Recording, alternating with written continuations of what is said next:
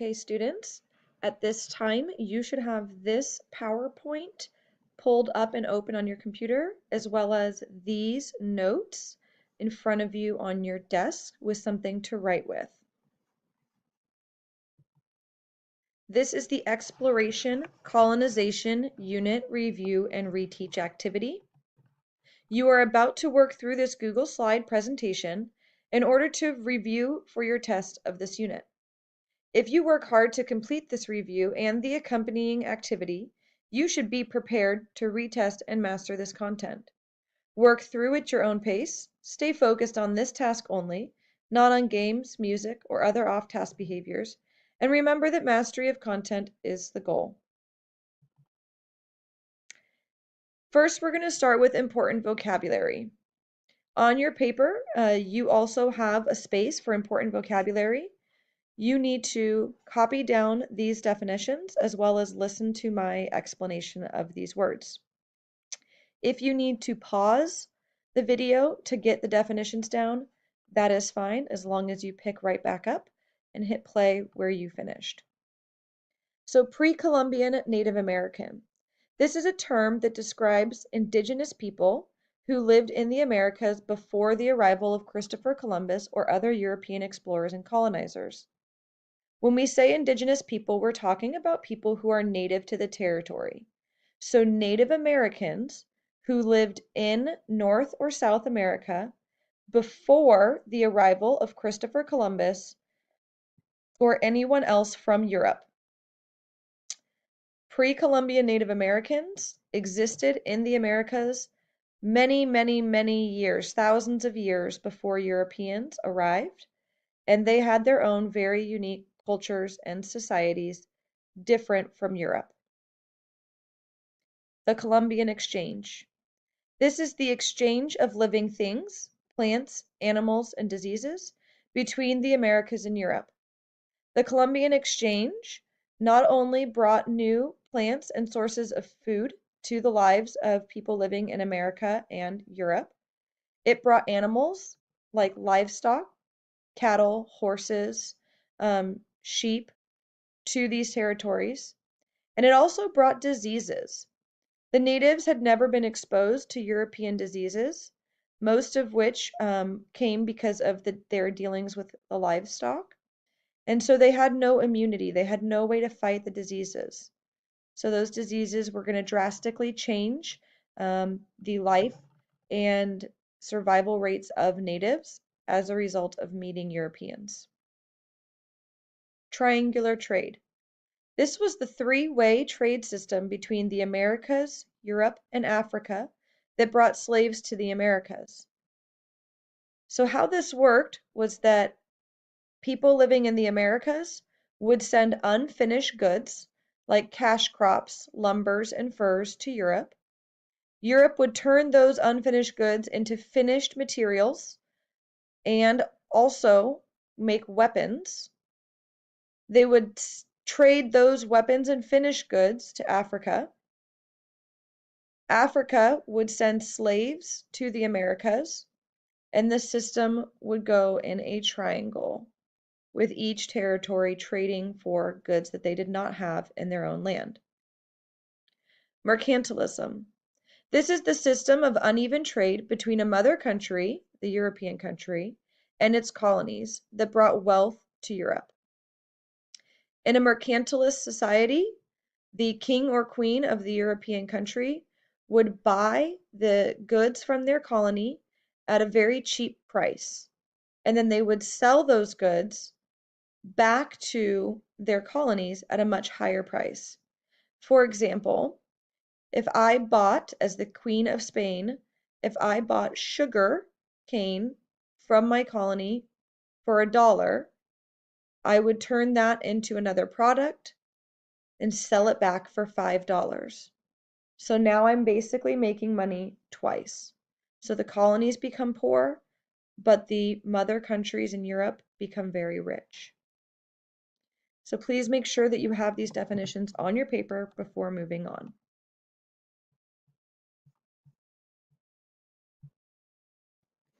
Okay, we are moving into the culture section. Let's begin with the term pre-Columbian Native Americans. The term pre-Columbian Native Americans refers to the people who lived in the territories of North and South America before the arrival of Christopher Columbus.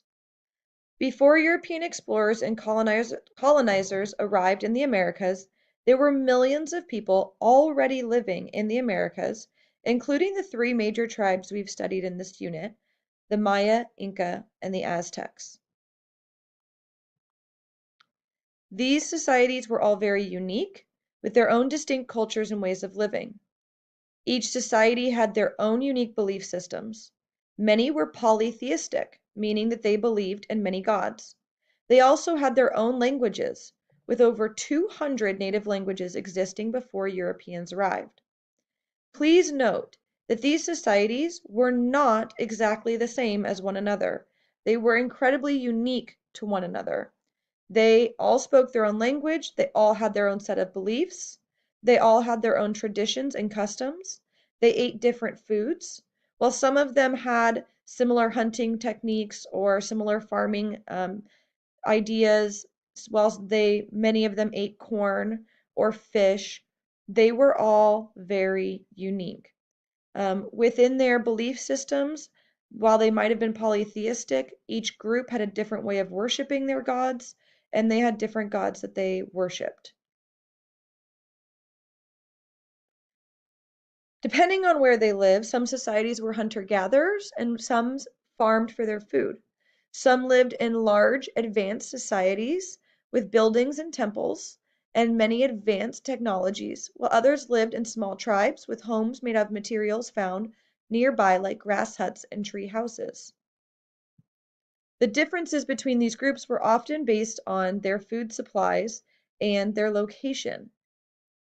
If a group lived in a territory where they were near water, where they had protection, and they had a constant source of food because they were farming, they could build more permanent housing and bigger cities and society groups than if a group was reliant on hunting and gathering. Groups that were hunting and gathering had to be nomadic. They had to move around a lot. So they couldn't build super permanent cities. They had to be willing to pick up and move whenever the buffalo or the animals that they were following moved.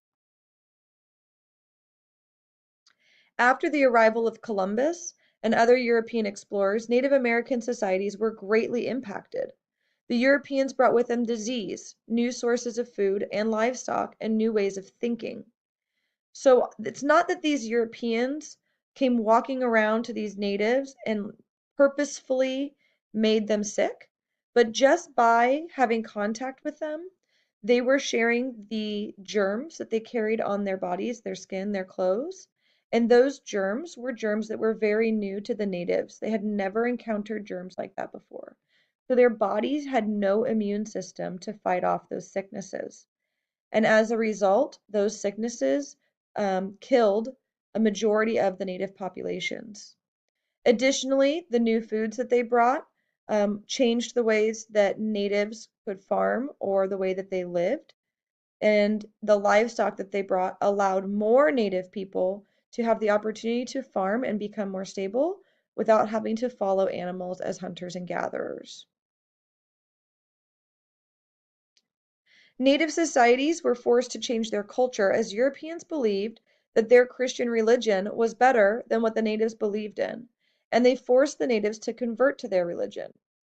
So when we talk about culture change, the Europeans truly had this idea that they were better than everybody else. And within each country felt that they were better than the other countries in Europe. As a result of this superiority complex, Europeans who encountered natives who were living very differently from the Europeans, who were dressed differently, who acted differently, who believed differently, the Europeans felt that they were better than the natives and that they had an obligation. They just had to help these natives by bringing them their religion, their beliefs, the way that they did things, the way that they lived. So when we think about what that looks like, it looks like Europeans converting natives to Christianity and Catholicism. They also taught them their languages. The natives didn't speak Spanish, English, French, or Portuguese prior to meeting Europeans. Those were languages brought with Europeans to this territory. Finally, new foods brought by the Europeans changed their diet and the things that they ate. So if we look at the food exchange here on this part of the slide, we see that items were exchanged between natives and Europeans. So on the left, we have items that went from Europe to the natives, including bananas, cattle, chicken, horses, pigs, sheep, sugarcane, wheat, and from the Indians to the Europeans. Uh, Catfish, chocolate, pineapple, potatoes, pumpkin, squash, sweet potatoes, tomatoes, tobacco. So these things all impacted the diets of both people living in North America and people living in Europe.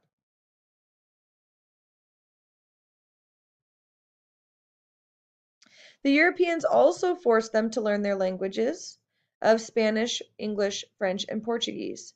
And due to European diseases killing millions of Native Americans, many native cultures were lost. So when we think about these very rich cultures that had existed for hundreds or even thousands of years prior to European arrival, when you have mass death from epidemic disease spread, you lose that culture as people within those culture groups die.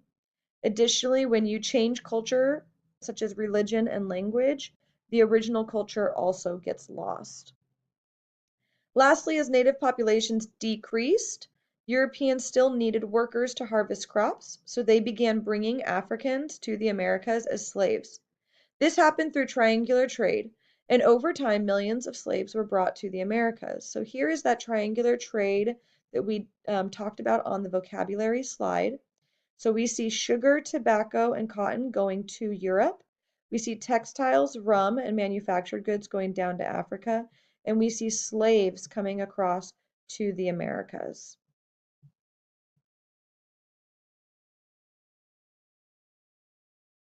Feel free to pause and make sure you have answered all the questions from the last section that are on your worksheet.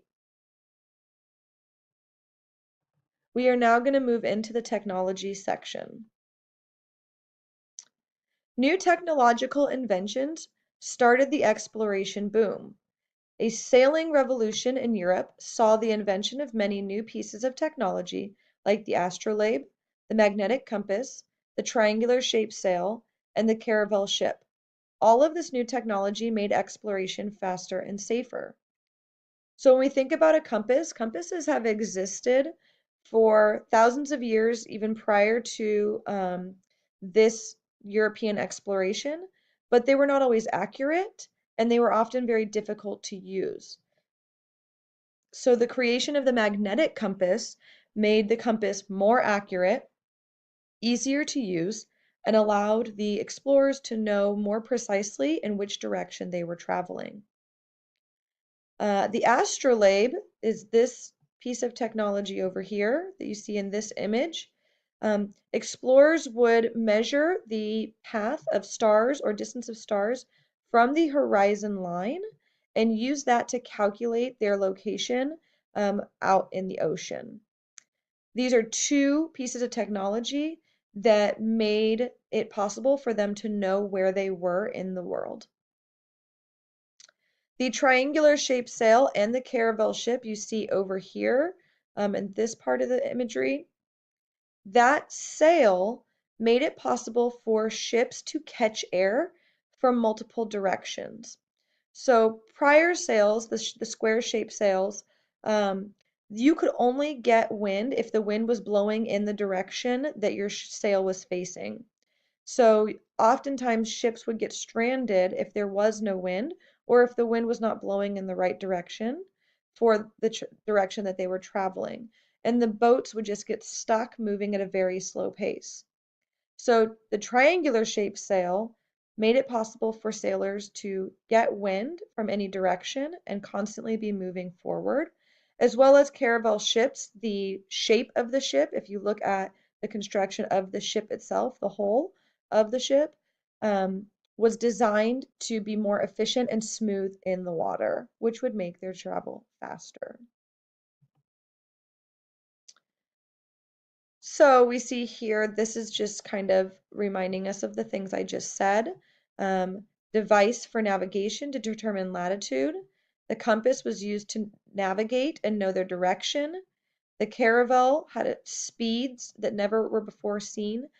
Speed mattered in exploration because if you got stuck at sea for too many days, you would actually run out of food and then you could die. And the triangular shaped sail made sailing faster and it allowed the explorers to sail further away from the shorelines without fear that they were going to get trapped at sea.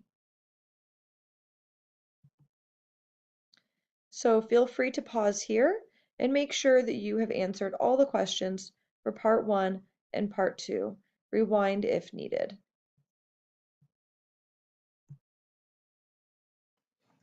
Okay, we are moving on to causes and effects. Causes of exploration. During the age of exploration, European explorers searched for new and faster trade routes to the valuable spice trade in India and new land to colonize. They wanted to find new people to convert to their Christian religions, overseas wealth, and adventure. We call these causes God, gold, and glory, the 3 G's. So when we think about the initial first thing that started this process, we're talking about the spice trade in Asia. If you look at this map here, this is India, which is part of the continent of Asia. Europe is over here. So these routes in red show you the possible ways that people often went to the spice trade. The problem is the spice trade and Silk Road were very dangerous places for travelers. Because there was an exchange of goods, there was often people carrying lots of money or valuable goods that became targets for robbers. Additionally, the path through some of the territories to get to the spice trade included going through deserts and territories with lack of water and high temperatures, which just made for very difficult travel. So first and foremost, finding a faster route to that valuable trading post was a key factor for European monarchs who were looking to make money to expand their power in Europe. So when we talk about God, gold, glory, those next 3 components of these causes for exploration, again, we are talking about the need to spread faith in God. In Europe around this time, the Christian church was going through some struggles because the Catholic Church had a lot of power in the Pope. And during the Reformation, the church actually lost power. It split into 2 because people said the Pope was abusing power. And so the Catholic Church felt very strongly that they needed to gain back followers and power for themselves. So if they actually could send missionaries out to new territories to find new believers and convert them to their faith, then they could gain that power that they had lost back.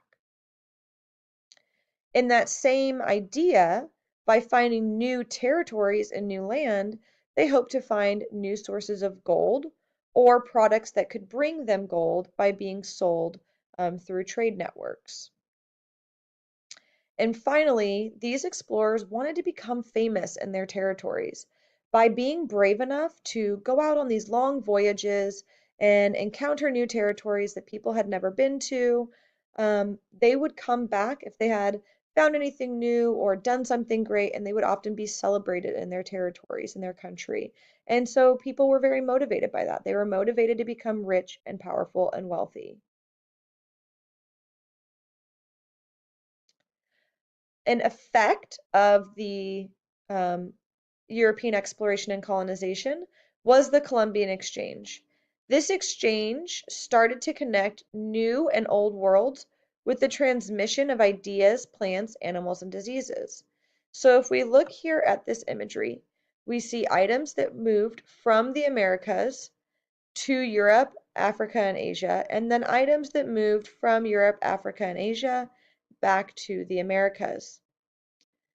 Mostly coming from the Americas, we had animals and plants and food, including potatoes, which truly transformed the diets of many people living around the globe.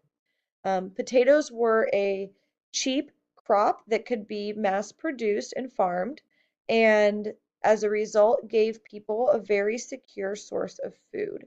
Um, by having a secure source of food, European populations were able to grow and boom, and they were very stable in their diet. Coming from this territory of Europe, Africa, and Asia, and moving to the Americas, um, new animals like cattle and horses, pigs, and sheep made it possible for the natives to farm and have livestock in a new way, which allowed them to be more sedentary, meaning that they didn't need to move around as much. They could have permanent settlements and permanent cities. Um, but the big piece here that we always talk about is disease. These diseases really wiped out the Native Americans because the Europeans came, brought those diseases. Native Americans could not protect themselves from them, and they died. Um, that death of natives is what is going to trigger the slave trade. So here's another image of the Columbian Exchange where we see items moving from the Americas to Europe and from Europe to the Americas.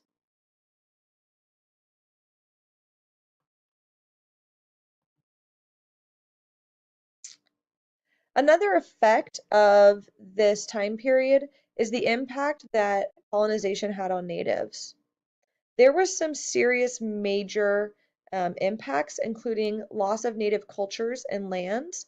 We talked about this in our lesson in this last week where we talked about death, displacement, and subjugation. So we talk about loss of land was the displacement, where native land that they had controlled and lived on for however many years was quickly taken by Europeans who found value in the territory. And that either forced natives to leave that territory or they were forced into slavery underneath the Europeans who have now taken over their land.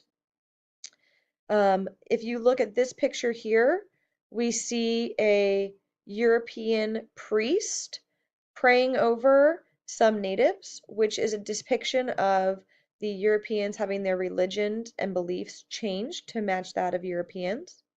We also see European slaves in what would have been more traditional native garb mixed with European clothing, and then here strictly as European clothing.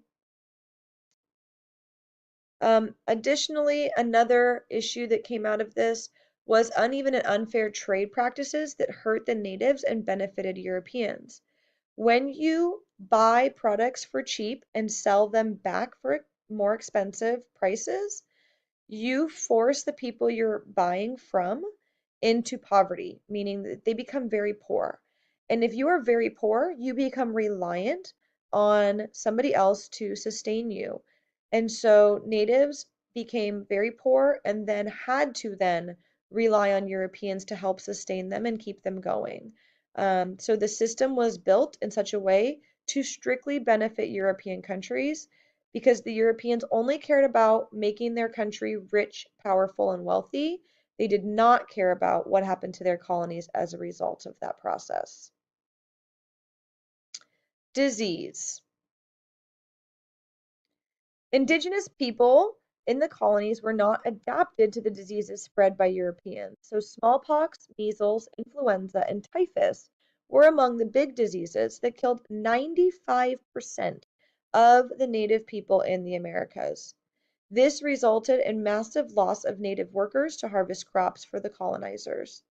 So we're talking about in the Americas 20 plus million natives living in this territory, different tribes, different cultures, different languages. We've talked about that. But 25 plus million is the estimate. Um, dropping down to the hundreds of thousands after Europeans come and spread diseases to the natives. Europeans had always planned on using the natives as workers to harvest their cash crops, but when those workers were killed, they needed to find a new source of workers to be able to make money from cash crops. So trade becomes then an important part of European colonization because trade is not only going to bring them wealth and power, it's actually going to bring them slaves from Africa to their colonies so that they can harvest cash crops and continue to become wealthy. So without having native workers, they say we still need workers to harvest these crops. We still want to make this money. Let's find workers from somewhere else. So they took the goods that they had in Europe down to Africa, made deals with the people who were the tribal leaders in Africa, and said, if you will go find us slaves, people that we can trade these goods for, we will give you gold, money, weapons to help you become more powerful, and then you will give us slaves that we can then take to our territories in the Americas. So the slave trade and triangular trade is born. Over the period of the Atlantic slave trade, approximately 12.5 million slaves were shipped from Africa, and 10.7 million of those slaves had arrived in the Americas. The Atlantic slave trade was likely the most costly in human life of all long-distance global migrations. That's because traveling from the coastlines of Africa over here all the way across to the West Indies and even sometimes back up into Europe was a long trek where the slaves were often shoved into these underside storage areas of these boats where they were chained up and kept kind of like animals. They didn't have a lot of space. If one person got sick, they all got sick. If they became sick with a disease, it would spread very quickly. So many natives just actually never made it across all the way to the West Indies because they got sick and died on the trip coming over. Additionally, the explorers were not going to give them lots of food and water because they were trying to conserve that food and water for themselves. So they really did not treat these people with any kind of respect or human decency. The Middle Passage is what this trip became known as. This was dangerous and miserable for slaves. Males and females were separated, which means families were often broken up.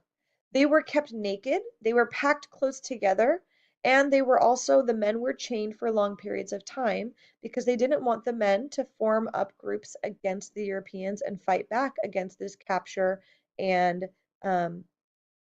forced relocation. About 12% of the people who were taken on the ships never made it to the final location because they didn't survive the voyage. You can look here in some of these images up at the top of the chains and the actual harsh realities of having that many people shoved into such a small place. Okay, pause and go back if needed to finish answering the questions for the last two sections. Okay, at this time, we're going to be moving on to the maps, charts, and graphs review. So you should be at this portion of your note sheet. We're going to be looking at map 1. So let's start by looking at the map.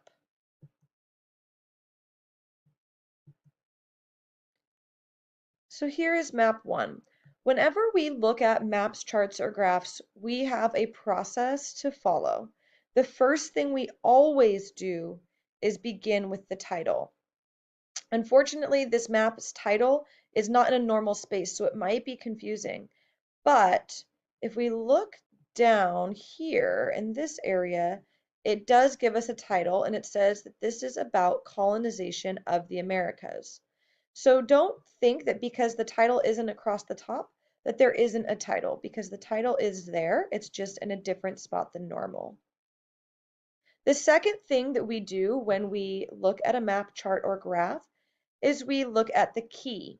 So this box down here is the key and is actually showing us what the different colors of the map represent.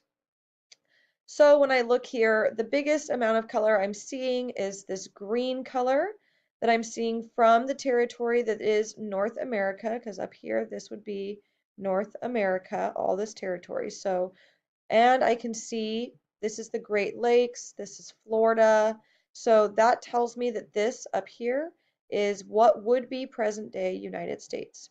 So I see green is starting in part of that territory of what would be the present day United States, flowing down through Mexico and Central America and all the way down through South America. Additionally, in South America, the other largest amount of color I see is this pinkish peach color, which represents Portuguese territory. I know from the world map that I created earlier this year in my social studies class that this large territory is present day Brazil. And so I'm going to notice that Spain colonized the, look at my compass, western part of South America, and Portugal colonized the eastern part of South America.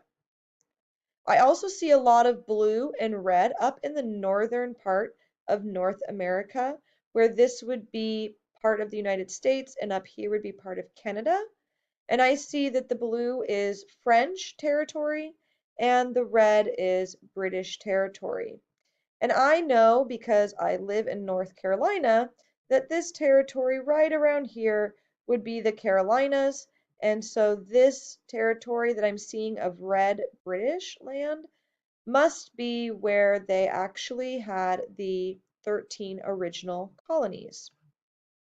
So now that I've looked at my map, I've began with the title, I looked at the key, I've analyzed what I'm seeing, I'm ready to answer my questions. So let's look back at our questions. What areas of North and South America did the Spanish colonize? How did that impact the people living in those regions? So again, let's look back. We see that the green was Spanish, so I see that this territory of the southwestern North America territory and the western South America territory is where the Spanish colonized. And for the second part of that question, where it's asking about impacting the people in those regions, I know that people in Mexico and South America, many of these people speak Spanish. And I know that the people who lived here originally, like the Maya, Inca, and Aztecs that I learned about, they did not originally speak Spanish. So the Spanish who colonized them must have taught them their language. I also know that the Spanish who colonized them would have taught them some of their culture and traditions, including their religion, which would have been Catholicism, a form of Christianity. Question 2. What areas of North America did the British colonize? How did that impact the people in those regions? So looking back through here, I see that in North America, like we said, this red portion is the British. So they colonized the eastern, again, using my compass here, the eastern portion of North America and also the northeastern portion of North America that it would be part of Canada. I know that this territory, just based on my knowledge of history, that this territory would eventually be the start of present-day United States through the 13 original colonies. And I know that if these people are from England, they're British, meaning they're from England, that they would have spoken English. So they probably would have taught English to the natives who lived in this territory. Let's move on to map 2. Again, I always want to start with the title of my map. First thing is first, always start with the title of your map. So again, there's no title across the top, but when I look in this box over here, I see that this map is about the first voyages around the world. This box also serves as a key, just like the first map. So I begin with the title, then the key. I notice here that anything that is a red arrow in line is the course of Magellan and Del Cano from 1519 to 1522. And anything that is a bluish purplish arrow is the path of Drake from 1577 to 1580. So, in order to know where these arrows began, I need to find a starting point. And since I know that first voyages started out of Europe, I'm going to look to the continent of Europe first. I see that Drake began in England, so he must have been an English explorer. And I'm going to trace his arrows down through his path. So it does look like he went down by the coast of Africa, down and around the horn of, or the bottom portion of South America. And I noticed that he kind of did a little loop-de-loo here, up and back around, up towards Mexico and North America. It seems like he stopped in North America, and there is a bay named after him. I can see here it says Drake's Bay. Then he went down and around, and since the earth is round, that means he came out over here.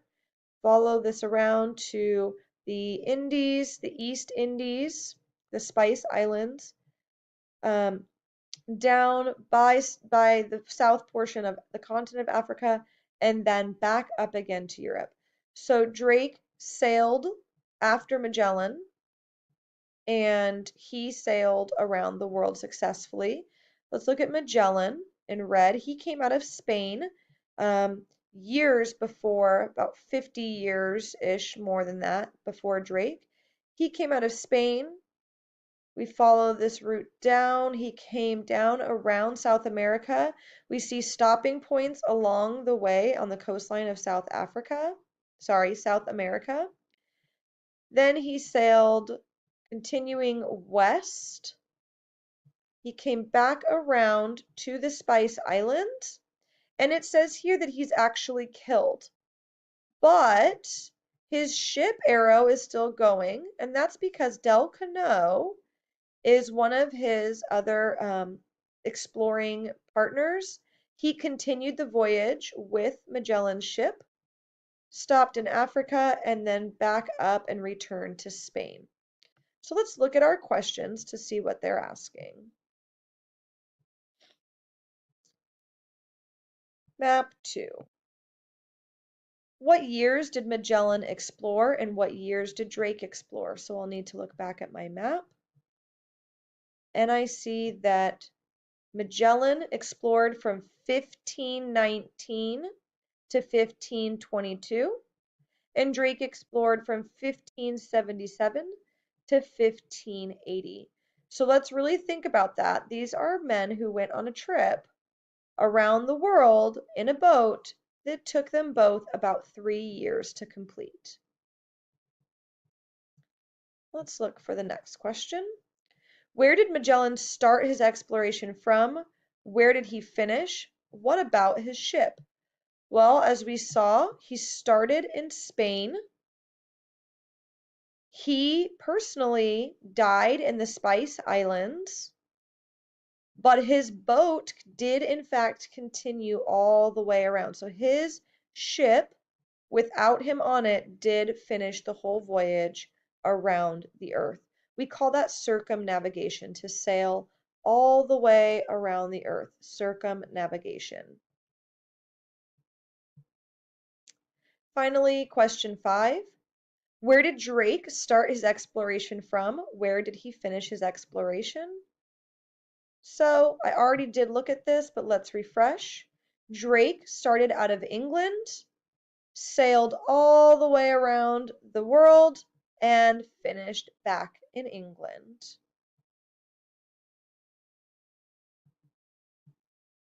So pause there and make sure you have all of your answers completed for the maps, charts, and graphs review. Okay, we are starting the final section of this review, so you should be here at the primary and secondary sources review of your notes. So, primary and secondary sources.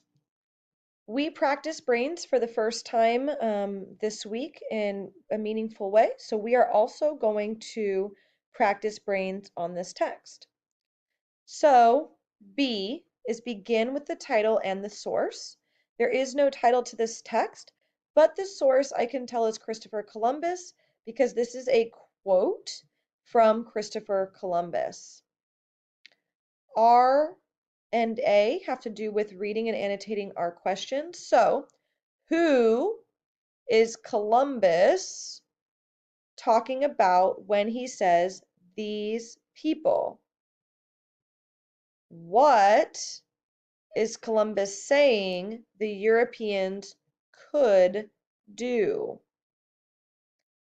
Based on this quote, how do you think Columbus views the natives? So let's read the quote. These people are very unskilled with weapons. With 50 men, they could all be taken over and made to do all that one wished. So this first part of the sentence, very unskilled with weapons, that is extreme and absolute language, so I need to annotate that on my text. I also see this phrase 50 men, that is a number and stat. And this idea that they could all be taken over and made to do all that one wished, those words all indicate again extreme language, so we would want to identify that.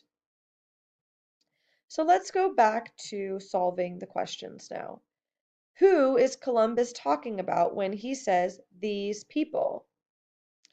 Well, I know from my study of history that he is most likely talking about the people he encountered when he found the Americas.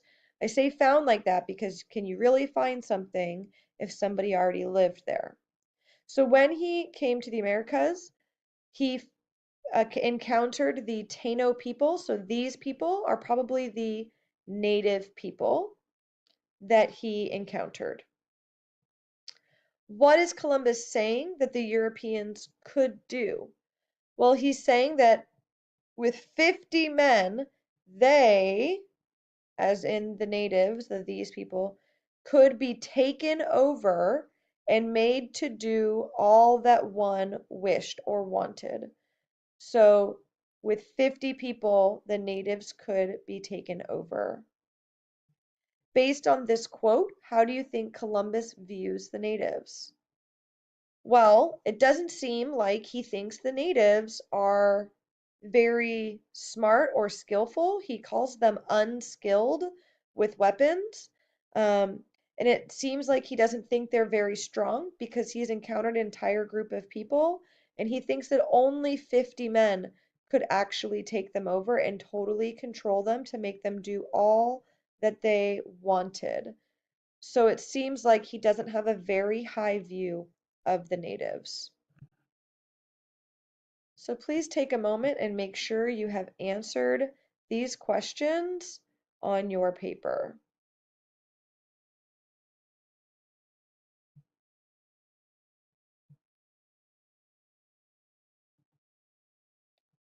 Okay, we are going to look at quote 2.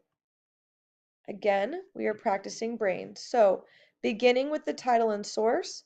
Again, there is no title here, but there is a source because this is a quote, and this is a quote by Christopher Columbus, so I know that my source is Christopher Columbus. R and A, identifying our information in our questions. So, which causes of exploration is Columbus talking about? Which part of the quote is evidence to that cause that you are talking about in question 4? Let's read the quote. But in truth, should I meet with gold or spices in great quantity, I shall remain till I collect as much as possible. And for this purpose, I am proceeding solely in quest of them. So he's talking about gold and spices, and he's saying that he wants to collect as much golden spices as possible because he only cares, he's in search of, in quest of, in search of just golden spices. That is his goal. So which causes of exploration is Columbus talking about?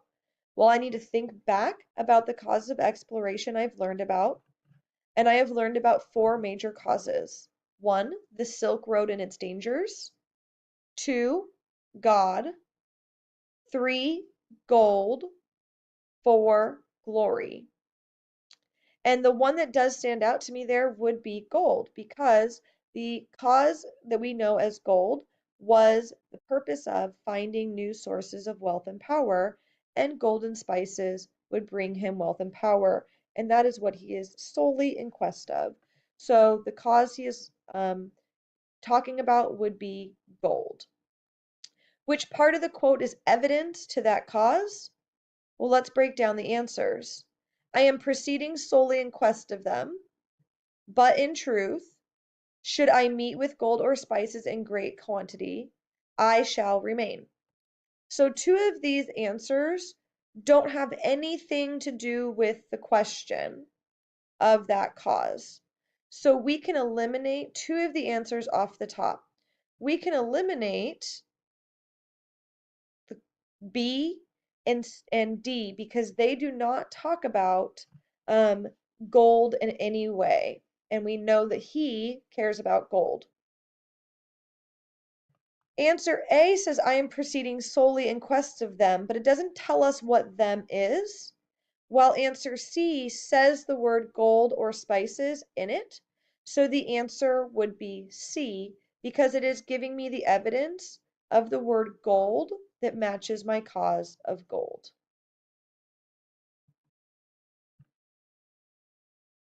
So at this time, you have actually completed your reteach assignment. Please go back over your answers. When you have made sure you have answered all of these questions, you need to show your teacher so that your teacher can prepare you to complete a reteach assessment or a retest assessment. Remember that you really get this one opportunity in class to retest, so make sure that you're very prepared before you submit that test and take that test. We want to see you grow from your first original test to this retest. So don't take it if you feel unprepared or confused about anything we've talked about in this lesson. Any of your confusions should be addressed with your teacher so that your teacher can clarify and make sure it's very clear about the information that's been provided to you today. Good luck, and let's see that growth.